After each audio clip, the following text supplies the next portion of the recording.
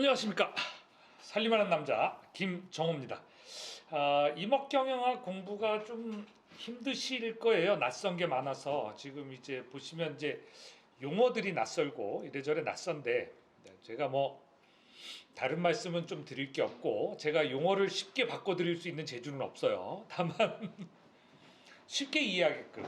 석회라는 말 자체가 우리가 평상시에 안 쓰는 거죠. 한자어고.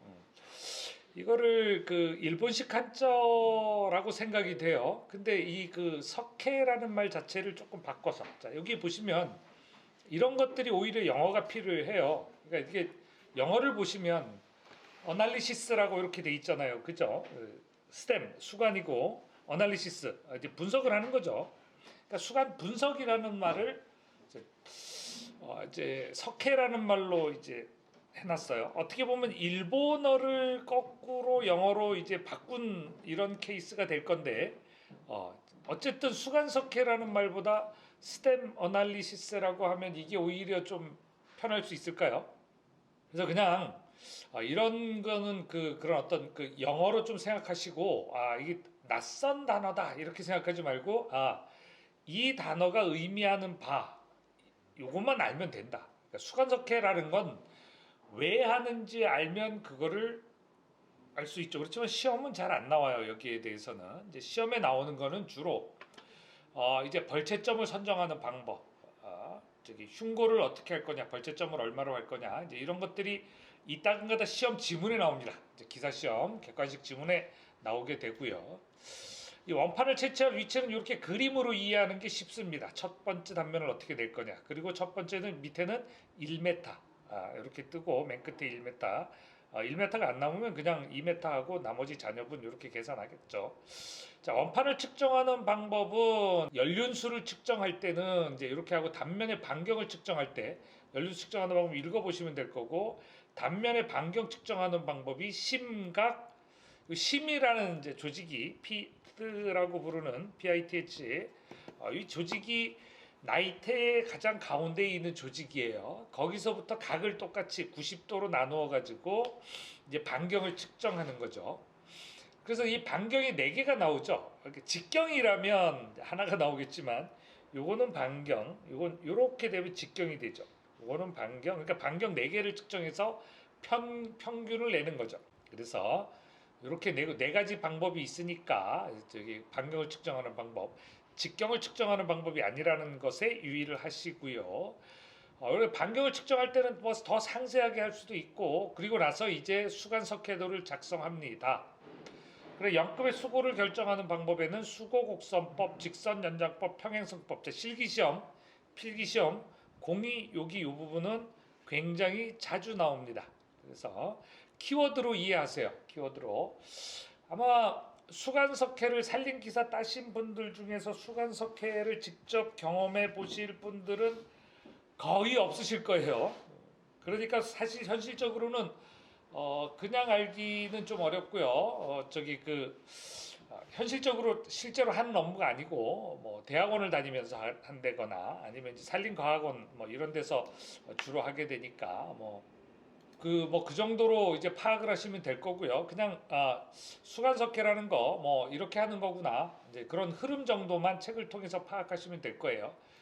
그렇게 해서 최종 결과로 이렇게 이제 수간석회도를 그리게 되는 거죠. 그래서 성장량에 대한 정보들을 이제 과거로부터 현재까지의 변화량을 아는 게 수간석회다. 그다음에 이제 인목의 제적, 이제 인분의 제적, 그다음에 이제 그 단목의 제적, 그래서 뭐 이런 것들을 이제 내게 되는데, 인목이라는 게 우리가 여러 가지로 쓸 수 있어요. 뭐 설립자를 쓰게 되면 이렇게 쓰게 될 거고, 수풀립자를 쓰게 되면 이렇게 쓰게 될 건데, 영어로는 이제 포레스트 스탠드, 이제 그 숲을 구성하고 있는 살아있는 나무를 인목이라고 부르죠, 그죠? 이렇게 이 살아있는 나무에 인목의 제적을 낼 때는 기본적으로 수고, 그다음에 흉고직경, 이런 것들을 계산해서 이제 인목 수간제적표에 내는 게 이제 우리 일반적인 방법이죠, 그죠? 근데 이 수간제적표는 형수법을 통해서 만들어졌고, 그 외에 목측법, 구적식 응용법, 약산법 이런 것들이 있어요. 그러니까 우리가 중요하게 알아야 될 건 인목 제적표에 의해서 내는 방법은 반드시 알아야 되고, 그러니까 이게 어디에 나와요? 기사 시험하고 이쪽에 이제 반드시 나오죠. 기사 시험, 기술사 시험, 산업 기사 시험에 반드시 나오게 되고, 이거는 실제로 해보셔야 돼요. 그래야 이제 알 수 있으니까. 그 외에는 이론적으로 알고 그냥 시험에 객관식 시험 통과할 정도 수준만 공부를 하시면 되겠습니다. 여기 그 인목의 제적을 낼 때는 일단 그 나무의 모양이 되게 중요한데요. 이 나무의 모양을 수로 나타낸 것, 나무의 모양을 수로 나타낸 것을 우리가 형수라고 합니다. 그래서 이 비교 원주의 제적, 비교 원기둥의 이 제적 대비해서 나무의 실제 모양이 이제 어떻게 생겼어 하는 것을 이제 그 비율로 나타내는 숫자죠. 그래서 이제 나무의 모양을 숫자로 나타낸다. 특히 제적의 비율. 우리가 그 나무의 모양을 숫자로 나타낸다는 것 자체가 어떻게 보면 맞지 않는 거예요. 나무의 모양 자체는 어떻게 보면 그 정성적인 결과물이죠. 숫자로 표현할 수 없는 거죠. 다만 우리는 우리가 원하는 건 제적이라는 나무의 구체적인 정보예요.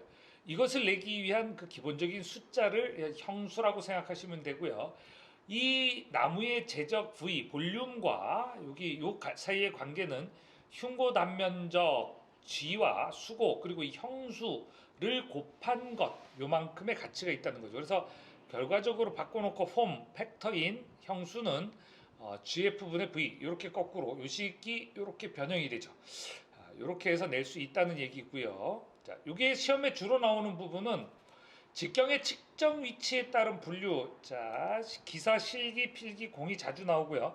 정형수, 부정형수, 절대형수. 자, 여기에 부정형수는 자, 정수가 아니라는 의미에서 부정이라고 보시면 돼요. 뭘 이렇게 그 디나이 하는 거 아니에요. 거부하는 게 아니라 정수가 아니라는 의미. 그러니까 형수가 정수면 정형수, 정수가 아니고 밑에 1.2 이렇게 붙으면 정수가 아니죠, 그죠? 네. 그런 경우는 부정형수 이렇게 붙는 거고, 제일 아랫부분 그러니까 근원부의 직경을 기준으로 하는 걸 절대형수라고 부릅니다. 그 외에 이제 수목 부위에 따라 이런 것들이 있고, 자, 시험에 무지하게 헷갈리는 거예요. 흉고형수를 좌우하는 인자, 인자. 근데 이게 책이 가만히 이 책을 임업경영학 책에서 흉고 형수를 좌우하는 인자를 보면 규칙이 없이 서술을 해놨어요. 막 그냥 교수님들이 설명하기 좋게. 근데 어떻게 되죠? 그거 천천히 읽고 있으면 헷갈려요. 마치 이해를 하면 외워질 것 같은, 이해를 하면 외워질 것 같은 착각을 불러일으키는데, 이 대목은요 천천히 이해를 하시면 돌아가실 때까지 암기 못합니다. 그 시험에 가서 이거 천천히 이해를 해서 이해한 걸로 풀려고 하시면 책을 많이 보신 분들도 정답 확률이 70%에서 75%밖에 안 돼요. 저는 그거를 권하지 않지요. 그래서 여기 보시면 지위가 불량하면 형수가 크다, 지위가 양호하면 형수가 작다. 어느 거 외우실 거예요? 자, 그러면 불량하면 지위가 양호하면 형수가 작다. 수간 밀도가 높으면 양호하거나 좋으면 작다, 낮다. 이렇게 양호하거나 좀 지하고가 높으면 지하고가 뭐죠? 역지 이하의 가지 높이예요. 그래서 우리가 수간에서 자르지 않고 옹이 없이 쓸 수 있는 가장 높이가 그 가장 높은 높이가 지하고인데, 자, 이 부분을 어떻게 볼 거냐? 자, 이거를 같이 규칙을 놓고 보세요. 좋은 거, 높은 거, 큰 거 순으로 다 정리를 하고, 자, 수고가 작으면 형수가 크다.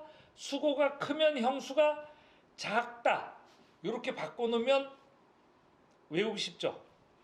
그렇게 정리해서 외우셔야 돼요.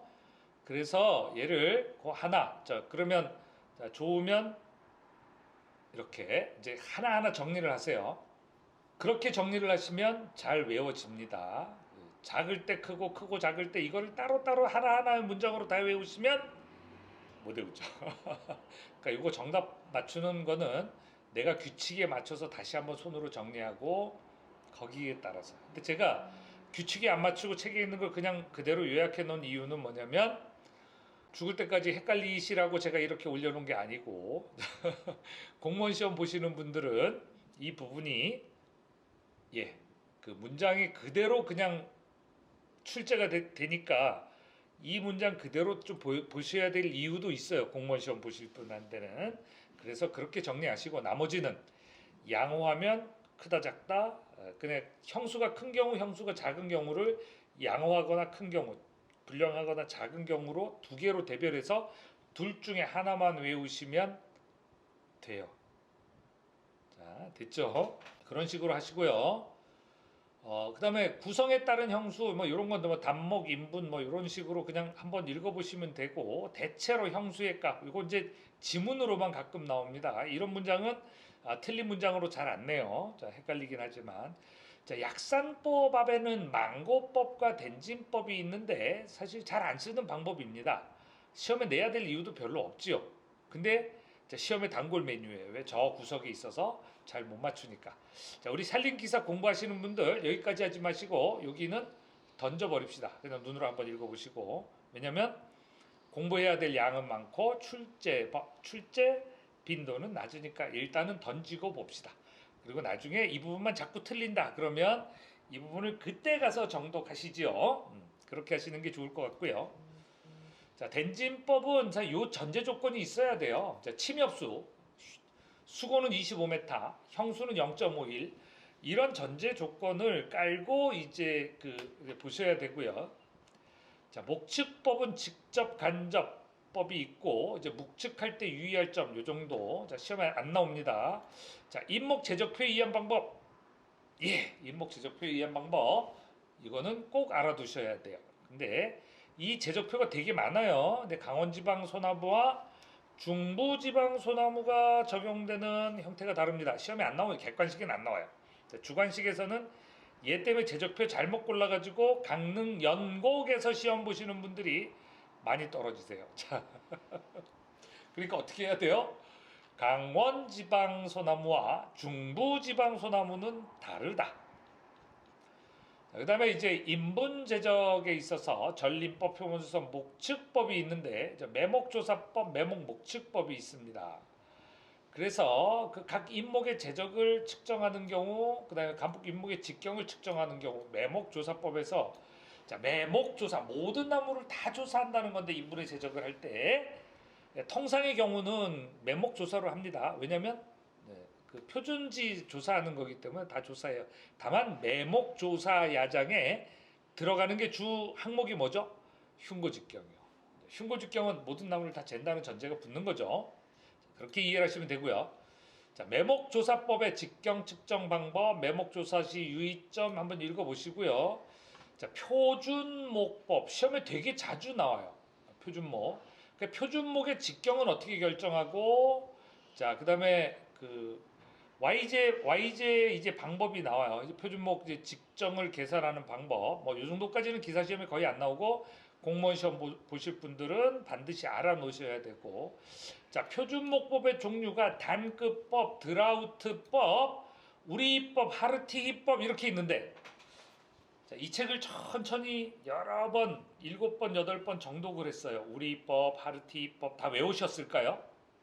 7번, 8번 정독을 해도 이 부분은 잘 못 외우십니다. 왜냐하면 이런 부분은요, 우리 뇌가 그냥 흘러 지나가는 정보로 인식을 해요. 왜냐하면 하르티라는 이름도 낯설고 우리도 낯선데 표준목이라는 말은 더더욱 얘도 낯설어요. 다 낯설은 것만 합쳐졌으니까 얘를 갖다가 천천히 보고 외운다 안 돼요. 자, 1단계로 해야 될 건 뭐냐면 일단 자, 이걸 다 외우려면 일단 표준목법의 종류가 4가지가 있다.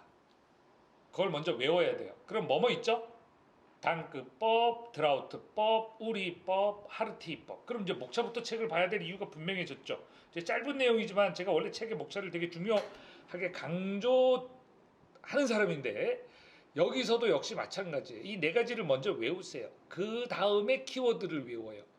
왜냐면 하르티라고 얘기하는 건 이제 원래 표준목이라는 거는 전체 인분에서 하나를 고르는 게 뭐죠? 단급법이에요. one class, single class, 하나의 급. 그죠? 자, 드라우트는 직경급, 직경의 클래스를 나눴다는 거예요. 매목존수가 조사한 매목존사 본수가 많을 때는 직경 등급으로. 우리가 어떻게 해요? 산림조사할 때 자, 16, 18, 20, 22 이런 식으로 내죠. 근데 이거를 소경목, 중경목, 대경목 이렇게 묶으면 직경급이 되는 거예요. 직경의 클래스. 그러니까 드라우트는 직경의 클래스로 얘를 평균을 내고, 우리 희는 전 인분을 몇 개의 계급으로 나누고, 그러니까 결국 계급을 나누는데 이 표준목 개수를 가지고 나눴다는 거예요. 개수. 그리고 하르티는 흉고 단면적을 계급으로 나눴다는 거예요. 이거를 갖다가 천천히 나열하면 외워지나요? 안 외워져요. 돌아가실 때까지 못 외워요. 그러면 얘를 어떻게 외우냐? 이렇게 외우시면 돼요. 단급법은 너무 쉬우니까 외우지 않습니다.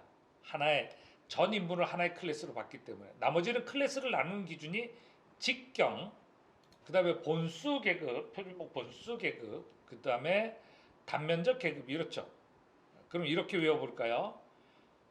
직경들아, 이것들아, 우리 계급 본수죠, 그죠? 표준목 본수, 표준목의 본수, 표준목 수 같은 수의 표준목, 그러니까 표준목의 본수. 우리 희는 본래 하르티히 흉고 단면적 계급이죠. 흉본단다. 말이 안 되죠. 말이 안 돼요. 근데 그냥 한번 외워보세요. 말이 안 되지만 이렇게 직경들아 우리 본래 하르티 흉본단다 이러면 한 방에 끝났죠. 이게 스토리 암기예요. 스토리 암기. 말도 안 되는 스토리 암기라고요? 그럼 마음대로 한번 좋은 암기법 만들어 보세요. 중요하니까 반드시 이 암기법을 동원하신 후에 뒤에 이 공식을 외웁니다. 이 공식 외우는 것보다 제가 말씀드린 얘가 훨씬 중요합니다. 아시겠죠? 실험 말고요. 자, 그래서 직경들아 우리 본래 하르티히 흉 본단다 이렇게 외우면 잘 외워진답니다. 아니면 말고. 자, 표본조사법에는 임의추출법, 개통적 추출법, 그 다음에 층화, 부차, 이중 추출법이 있는데 얘도 헷갈리죠. 시험에 자주 나오지는 않지만 합격, 불합격, 답과 답 아닌 거 맞춘 사람이 명백하게 갈라지는 게 이런 거예요. 근데 이 중에서 시험에 종종 나오는 거는 이 두 개가 제일 빈도가 높고 그 다음이 얘예요. 그러면 앞에 다른 부분이 다 나오는데 다 외울 거냐? 아니라는 거죠. 아니라는 거예요. 자, 층화 추출은 레이어가 있는 거예요. 그 레이어의 아래는 자, 연령별 층이 있고 연령, 그리고 그 각 인물을 연령별로 나누고 그 안에서 다시 표준치를 다시 한다는 선택하는 거예요. 그러니까 레이어가 두 개다, 층이 두 개다. 자, 첫 번째 층이 뭐다? 연령별로 나눈 거다. 자, 부차 추출은 모집단을 먼저 나누고 여러 개의 집단으로 나누고 그 안에서 다시 몇 개를 추출해서 추출된 집단에서 다시 표본을 추출하는 거. 그러니까 뭐예요? 얘는 층화 추출은 2단 추출도 되는데 얘는 하나, 둘, 3단 추출이라는 거예요. 부차 추출은. 이해가 되셨죠? 자, 이렇게 그림으로 나누면 이해가 잘 돼요. 층화와 부차 구분하셨나요? 자, 층화는 1층이 연령이에요. 자, 부차 추출은 모집단에서 다시 집단으로 나누고 그리고 추출된 집단에서 다시 표본점을 내요. 복잡다. 자, 이중 추출은 항공 측량으로 전체 다를 조사했으면 항공 측정으로 해는 게 맞는지 그 밑에 표본점 몇 개를 다시 골라가지고 하는 거예요. 그러니까 한 번 하고 말지 안 돼요. 항공 그 조사는. 그래서 거기에 다시 한번 내려가서 다시 한번 더 조사합니다. 그죠? 공무원 시험에 가끔 요게 나와요. 난수표. 자, 개통 추출은 여기서 만약에 표본점이 100개가 나오면 100개를 다 해야 되는데 비용이 비싸. 그럼 그 안에서 50개, 60개 표준 편차 안에 있는 개수만큼 계산해서 가장 오차가 작을 만큼 계산을 해서 우리 신뢰도 95%를 만들면서 그렇게 되는 그 안에 그 표본점의 개수를 내서 걔를 난수표로 따닥 찍어서 이제 뽑아내죠. 그러니까 난수표를 냈는데 왜 개통 추출이야? 하고 시비 거실 수도 있지만 그렇게 하면 착각하시는 거예요. 그리고 그 외에는 이제 표본점 조사를 하게 되는데 5% 오차, 95% 유의 수진 이렇게 해서 이렇게 나오면 조금 공식이 복잡하게 나오죠. 자, 기사 공부하실 때 여기까지 하실 거냐? 하지 마세요. 자, 이해하기 어려워요. 넘어가세요. 공무원 시험 공부하실 분들은 반드시 하셔야 되는데 진한 글씨 반드시 하세요. 뭐 이거 어렵나? 그냥 하면 되지. 자, 시험 문제는 이런 식으로 나옵니다. 공무원 시험에. 기사 시험에 안 나온다고 보세요. 기사 시험에 나오면 패스하고 지나가세요. 이거 안 해도 붙어요. 자, 이렇게 해서 이제 9차 시를 마치고 10차 시에서 자, 기타 방법. 자, 기타 이제 제적을 내는 방법. 이제 표준지법. 10차 시에 볼까요? 아니면 마저 볼까요? 자, 표준지법. 표준지 선정의 유의사항이 시험에 자주 나옵니다. 그 각산적 표준집은 이제 빅터리가 만들었는데 스피겔 릴라스코프를 씁니다. 시험에 잘 안 나옵니다. 다만 표준지를 설정하지 않는다는 것 정도만 알아두시면 되겠습니다.